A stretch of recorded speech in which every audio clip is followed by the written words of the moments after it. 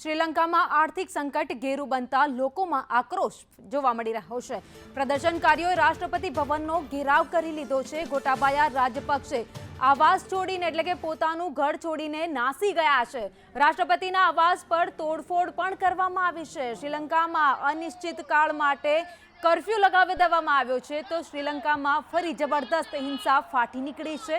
हिंसामां અત્યાર સુધીમાં 100 થી વધુ લોકો ઘાયલ પણ થયા છે।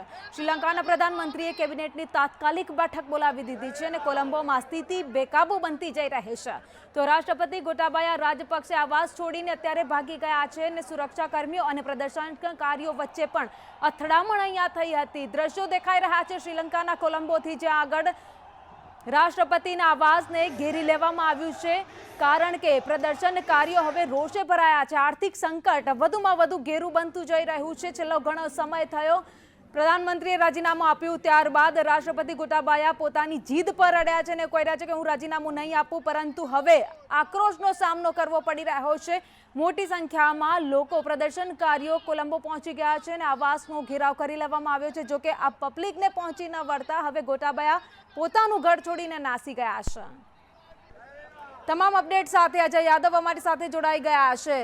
अजय, जो दृश्य सामने दिख रहे हैं, अभी गोटाबाया घर छोड़कर तो भाग गए, परंतु जो भी लोग उनके घर का घेराव कर रहे, तोड़फोड़ पर जारी है अभी।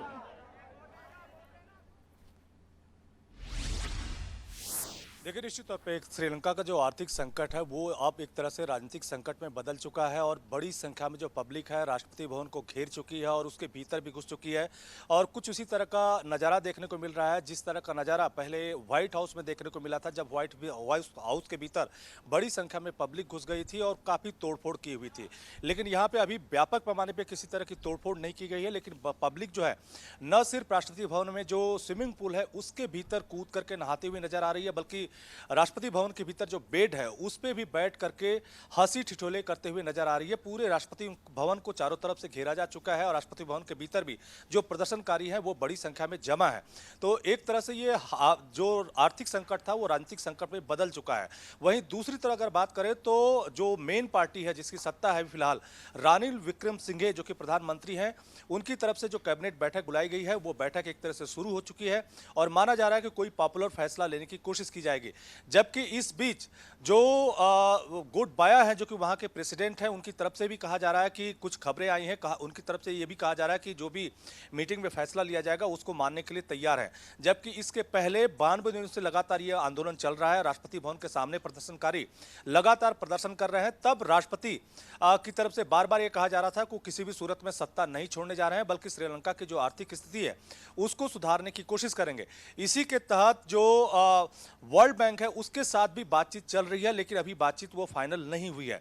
लेकिन श्रीलंका का जो संकट है वो लगातार बढ़ता जा रहा है। यहाँ तक कि एक एक पेट्रोल पंप पे हजारों की संख्या में लोग अपनी बाइक या गाड़ियों के साथ पेट्रोल के लिए लंबी लंबी कतारें लगा रहे हैं। लोगों के पास राशन नहीं है और एक तरह से पूरा संकट में पूरा श्रीलंका दिखाई दे रहा है।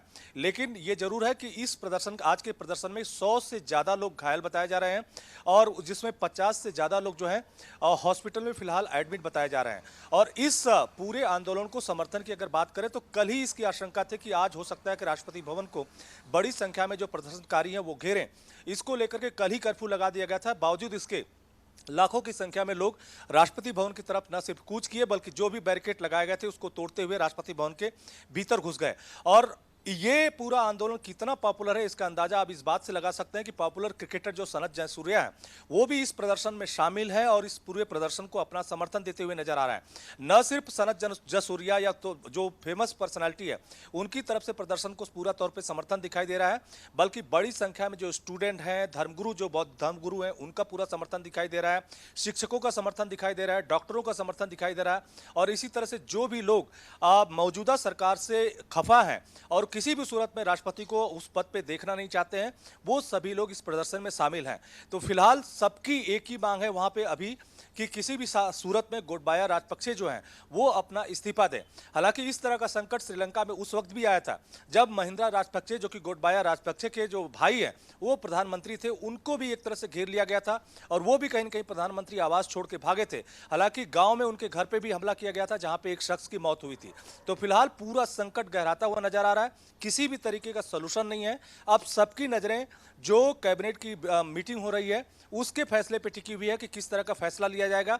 हालांकि जो रानिल विक्रम सिंघे हैं, जो कि वहां के प्रधानमंत्री, उनकी तरफ से कहा जा रहा है कि कुछ ऐसे फैसले लिए जाएंगे जो सभी को मंजूर हैं। लेकिन क्या वहां की पब्लिक जो फिलहाल प्रदर्शन कर रही है वो गोटबाया राजपक्षे के इस्तीफे से कम कुछ मंजूर करती है या नहीं करती है, ये देखने वाली बात होगी। जी, साथ ही में अजय बात करें तो अभी सभी की नजर कैबिनेट की बैठक पर है कि क्या निर्णय लिया जाता है, पर आगे की बात ये भी सामने आ सकती है कि जो कोई निर्णय नहीं लिया जा सकता तो क्या प्रदर्शनकारी वहां पर ही रहेंगे, क्योंकि जो प्रदर्शनकारी वहां पर रहते हैं तो काफी हिंसक प्रदर्शन हो सकता है अभी की जो स्थिति है उसके अलावा।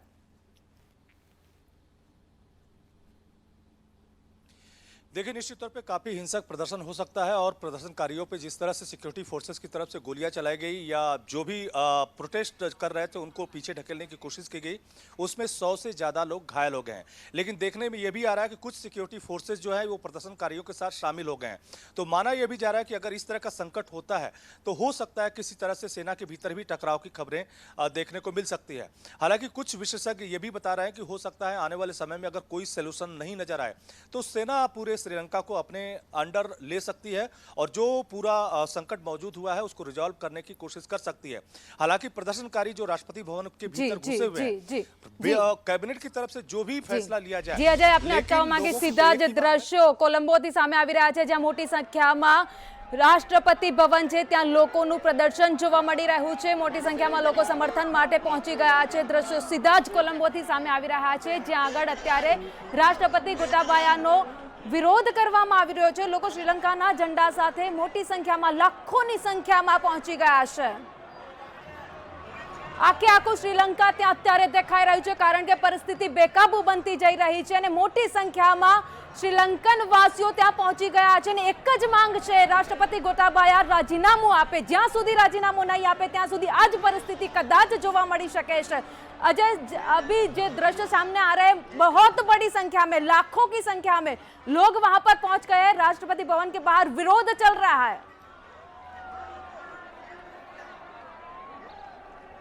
देखिए, निश्चित तौर पे ये पूरा विरोध जो आज इस रूप में देखने को मिल रहा है पिछले 92 दिनों से चल रहा है और राष्ट्रपति भवन के सामने ही चल रहा था। तब छोटे रूप में था और तब सारे प्रदर्शनकारियों की तरफ से एक ही मांग थी कि जो राष्ट्रपति गोटबाया राजपक्षे हैं वो अपना इस्तीफा सौंप दें और आम पब्लिक इस देश को चला लेगी। उनके सपोर्ट की या उनके विजन की जरूरत नहीं है।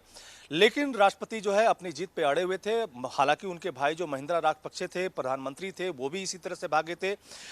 उनके इस्तीफे के बाद या उनके हटने के बाद राष्ट्रपति की तरफ से दावा किया जा रहा था कि सिचुएशन को संभाल लिया जाएगा और श्रीलंका फिर से अपनी पटरी पे लौट आएगा। लेकिन वो किसी भी सूरत में इस्तीफा नहीं देने वाले हैं और कह सकते हैं कि उनकी जीत की वजह से आज 92 दिनों से जो आंदोलन चल रहा था वो इस मुकाम पे पहुंचा हुआ है कि आम पब्लिक जो है राष्ट्रपति भवन के भीतर घुस चुकी है। न सिर्फ राष्ट्रपति भवन का जो स्विमिंग पूल है उस पे कूद करके नहाती हुई नजर आ रही है, बल्कि जो राष्ट्रपति भवन में बेड है उस पे बैठी हुई है, किलकारियां मारते हुए लोग नजर आ रहे हैं, हंसी ठिठोली करते हुए नजर आ रहे हैं। यहाँ तक राष्ट्रपति भवन के अलग अलग हिस्सों में, अलग अलग जगहों पे, सब जगहों पे जो प्रदर्शनकारी वो घुस चुके हैं। अब ये देखना होगा कि सिक्योरिटी फोर्सेस का अगला मूव क्या होता है। कैबिनेट की जो बैठक चल रही है उसमें क्या कुछ फैसला लिया जाता है और जो भी फैसला लिया जाता है वो प्रदर्शनकारी जो राष्ट्रपति भवन के बाहर हैं या राष्ट्रपति भवन के भीतर हैं वो इसको मानते हैं या नहीं मानते हैं। क्योंकि प्रदर्शनकारियों की बस एक ही मांग है कि सबसे पहले राष्ट्रपति इस्तीफा दें और उसके बाद श्रीलंका अपनी पटरी पे लौटेगा, एक पॉपुलर गवर्नमेंट बने। इस तरह की तमाम सारी उनकी मांगे हैं। लेकिन फिलहाल राष्ट्रपति जो भवन है तो श्रीलंकाથી સીધા જ દ્રશ્યો જ્યાં અત્યારે પરિસ્થિતિ બેકાબુ બનતી દેખાઈ રહી છે। લાખોની સંખ્યામાં લોકો રાષ્ટ્રપતિ ભવન બહાર પહોંચી ગયા છે। એટલું જ નહીં, રાષ્ટ્રપતિ ભવનની અંદર પણ લોકો સ્વિમિંગ પૂલની મજા માણી રહ્યા છે। સ્વિમિંગ પૂલની સાથે બેડ, સોફા, આ બધાની મજા લોકો લઈ રહ્યા છે। લોકો એવું નક્કી કરી દીધું છે કે રાષ્ટ્રપતિ ગોટાબાએ કોઈ પણ કાળે રાજીનામું આપવું જ પડશે।